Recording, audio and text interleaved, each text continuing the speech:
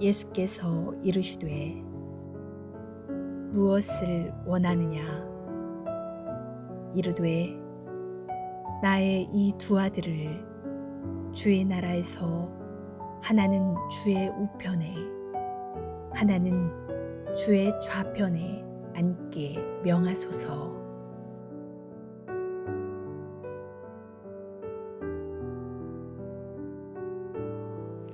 과거 제가 잠시 미국에서 공부하던 때 있었던 일입니다. 그 학교에는 한국 유학생들이 꽤 있었는데요. 교수님께서 강의 시간에 이런 말씀하셨습니다. 한국 학생들은 정말 열심히 공부하는데 그 열심이 도가 지나쳐 아주 목숨을 거는 수준이라는 겁니다. 하다가 안 되면 컨닝이나 표절 등 이 부정한 방법을 사용해서라도 꼭 성취하고자 하는 욕구가 강하다는 것이었습니다. 심리학을 공부하신 교수님은 한국 학생들과의 면담을 통하여 그 원인을 밝혀내셨답니다. 교수님의 결론은 한국 학생들의 이런 집착이 어머니로부터 비롯됐다는 것입니다. 한국의 어머니들, 대체로 불행하고 억눌린 삶을 산 분들이 많습니다.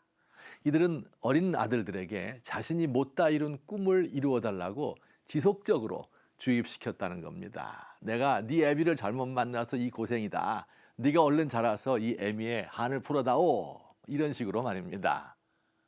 한을 품은 어머니들의 자식들 잘 되기를 바라는 마음은 예나 지금이나 다를 바 없는 듯 싶습니다. 오늘 본문 말씀에도 어머니 한 사람이 등장합니다. 예수님 제자 가운데 야고보와 요한 형제가 있었습니다. 이들의 어머니입니다. 그녀가 예수님께 와서 절합니다. 무엇을 원하십니까?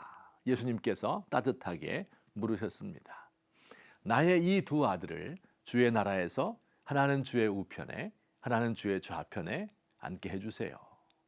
예수님은 이 여인의 간청에 대하여 단호하게 말씀하셨습니다. 너희는 너희가 구하는 것을 알지 못하는도다. 이 말씀이 무슨 뜻입니까? 두 가지로 생각해 봅시다. 첫째는 잘못된 생각에 대한 꾸지람입니다. 제자들과 어머니가 생각하고 있는 나라, 하나님 나라의 개념이 틀렸습니다. 이들은 이렇게 생각했습니다. 이제 조금 있으면 예수님이 예루살렘에 입성하여 악한 정권을 물리치고 로마인을 정복한 후 새로운 나라를 열 것이다. 예수님은 다윗을 이은 왕이 되고 제자들은 신하가 되겠지. 우리 아이들은 그동안 수고를 많이 하였고 사랑도 제일 많이 받았으니 틀림없이 높은 자리에 가게 될 거야. 예루살렘으로 가기 전에 이 점을 분명히 못 박아 두어야겠다. 잘못된 생각입니다. 둘째, 예수님은 너희가 구하는 것을 알지 못하는도다 라고 말씀하심으로써 친절하게 가르쳐주고 계십니다. 예수님은 이 어머니의 심정을 잘 아셨습니다. 이 여인, 식민지 로마 시대 갈릴리 변방에 살면서 자녀를 낳아 기릅니다. 남편은 어부인데 특히 가난하지는 않지만 그렇다고 넉넉하지도 않습니다. 근근히 먹고 살 정도입니다. 남편의 배가 돌아오면 물고기들을 고르고 또 그물을 정리하고 배를 청소하는 것이 여인들의 몫입니다. 가끔 바깥에서 힘든 일을 겪은 남편의 잔소리와 언어 폭력을 견디기도 해야 할 겁니다. 이 어머니에게 한 가지 낙이 있다면 아들들이 자라는 것을 보는 일입니다. 모든 정성을 다하여 자녀를 반듯하게 키웠습니다. 이제 장성하여 결혼하고 어른으로서 몫을 다할 일만 남았습니다.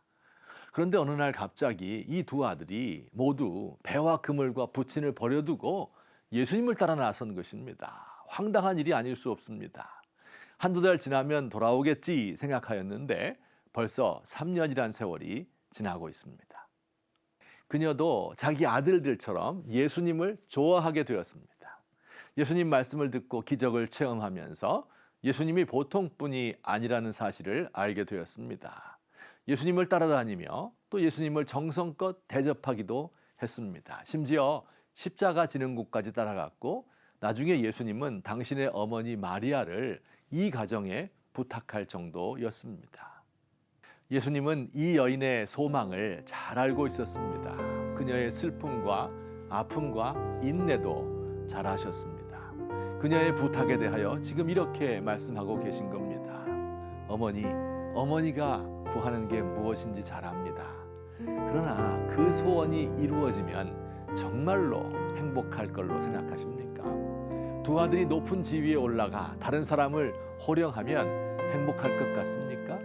혹시 잘못 구하고 계신 것은 아닐까요?